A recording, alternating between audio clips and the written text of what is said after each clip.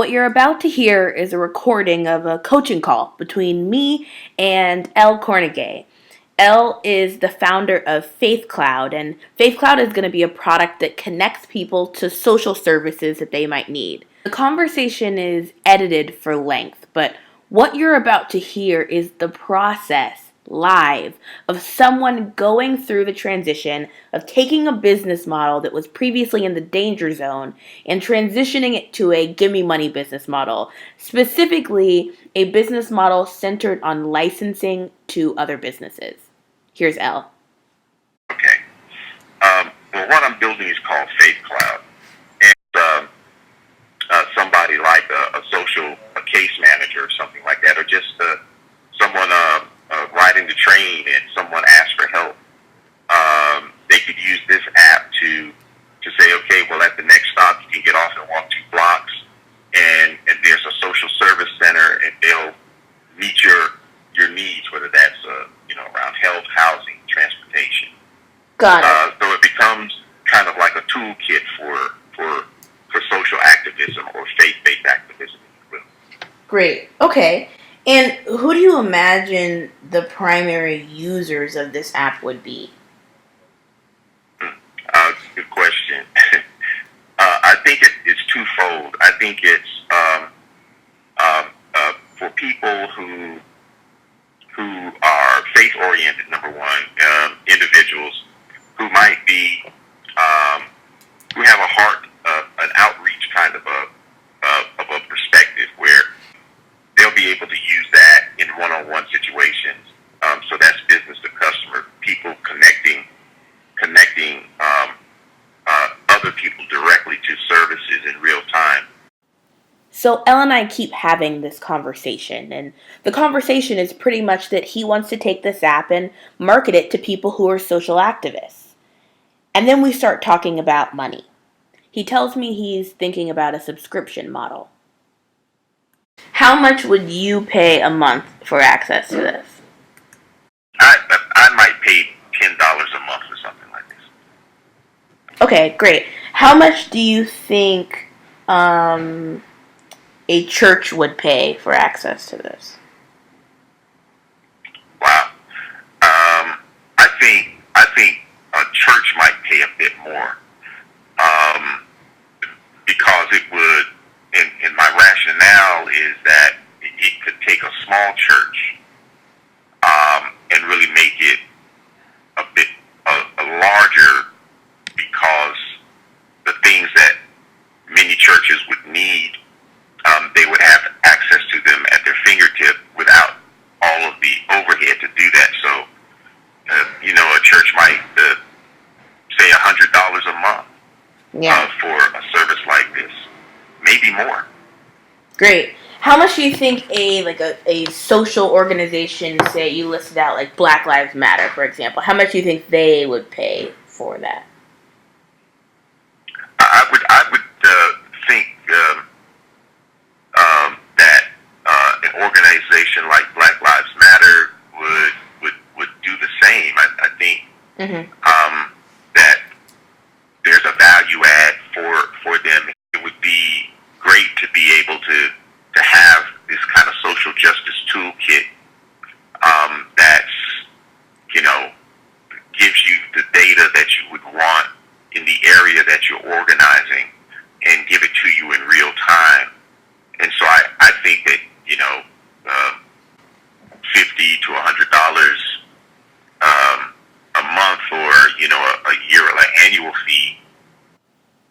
And we started to go deeper into the math. I asked Elle how much money he would need to make each month in order for this to be worth it as his full-time job. He said $7,000. $7,000. Okay, great. So you already know then that a subscription model to customers at a $10 or $20 a month price point is already in kind of the danger zone, right? Yeah. In terms of price point. So if you said you'd pay $10 a month just to hit that salary, we're not even including, costs to build your business and all those things. You would need 700 people a month in order to just hit that number, that $7,000 number. right? Now compare that and that's if you go directly after customers, people like yourself, individuals who are, interested in doing this kind of work. You need 700 people every month. Now, compare that to a model where you go after businesses, churches, or social services, and you license the app to them. So you say, hey, church, or you, Black Lives Matter, have a website, and on that website you link to different resources, but your resources are pretty limited.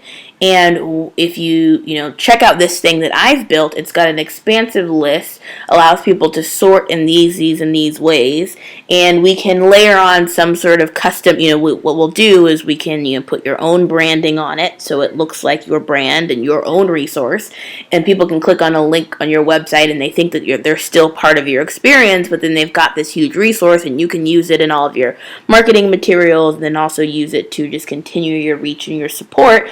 All of your nonprofit metrics about how the impact that you have made now get a significant boost because you're able to direct people to the right place, and it's all branded under yours because we've white labeled it, and you get access to a link to it, and it takes people to the custom page that has all those resources. So that model for people would pay maybe $100, and we still have got to figure out the exact price that people would pay. But let's say it's $100.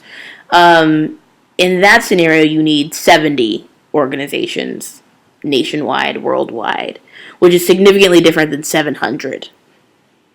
Yes. so those are the things to think about.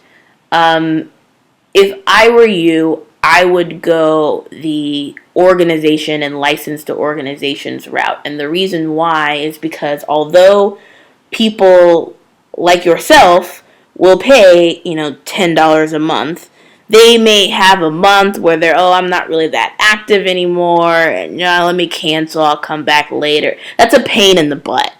It really is a pain in the butt when it comes to you trying to make sure you've built something sustainable, at least such that you're covering your own costs. Yes. Those individuals in your particular business case are kind of fickle about it. Whereas for a church, for a social service organization, their reputation and existence is on the line in terms of connecting people with resources, and there's a clear business case, whether they're a nonprofit or not, because nonprofits have business cases too, why they should have this and be paying this as a part of their business costs every month. Absolutely. Wow. Can you come alongside of me and partner on this? I wish I could, but I think you've got it. I mean, you laid out the options. I just sort of am steering you towards one that I think will be better for you. So, we've got a hypothesis that these organizations will pay somewhere around $100 a month. It may not be a monthly thing. It may be an annual thing, whatever, for access to this. And we got to go confirm that. Okay. So how would I do that? Just with a survey to organizations, using like Typeform or something like that? So what I would recommend you do is start by going into the course curriculum and revisiting Module 1, Lesson 2, which is about that loop journey. Because previously, I believe you were thinking about a B2C model, which was going to be like a $10 subscription. And now we're talking about a enterprise model or a B2B model. So what I would recommend you do is go revisit what it looks like to do the enterprise model. And then the main difference in that model is that what you do, particularly if you're going to license it to someone and want to sell that, is what you do is you first go mock up what this thing is going to look like. So my recommendation is to use a tool called Marvel app, MARVELAPP, and we're doing, luckily, a workshop on that coming up in the Plan Your App Challenge next week. So there's a workshop dedicated to specifically what we're talking about now, If you're going to license to companies, how do you do that? And how do you create something to put in front of them? Okay. But the tool is called Marvel App, and what it'll do is it'll give you a mock-up of what the app. You'll create a mock-up of what the app will look like. So you can have a tablet or a phone, and you can bring it into the meetings and show people. Will they be able to, if they enter their name and password and try to log in, will it actually save their login information? No. But they'll be able to click around and see what it would look like when it's ready. Oh, awesome. And your goal will be to get them to say, yes, if you build this, we'll pay for it. And then you go build it. Okay. Okay. Okay. I like that. Which saves you time. Awesome. And you'll probably get some feedback on, oh, well, as is, maybe we wouldn't, but if you added this is the one thing we really, really need to have. If you're hearing some commonalities there, then you go back and you make some tweaks to it and you send it back to them and say, what do you think about this? If I built this, would you be in? And you try to refine and get to that point. But you use your customers almost like your investors. Like you use the customers to say, yep, we'll put some money down if you build this, and then you have money in the door coming in. You likely have money coming in the door once you build it. Okay. Wow. This is great. So now it's your turn. Yep, I'm talking to you. Whether or not you decide to pursue the license to businesses route, I just want you to take a moment and entertain it for a second. Entertain the idea. And that's what today's assignment is about. So you're going to go into the community and share first the types of businesses that might be interested in using the app that you build. And I'm not talking about using it to advertise. What types of businesses would pay you up front for the kind of app that you're building? And then 2, as the second part of that assignment, I also want you to share on a scale of 1 to 5 how likely you are to leverage the license to businesses business model for your own startup. And when you see or hear from the people who were willing to share recordings of their coaching calls for the purposes of this challenge and to help you learn, give them a big shout out and a thank you. It was a very brave thing for El to do today for us, to share his learning and his process. All right, get started on the homework and I will talk to you soon. Bye-bye.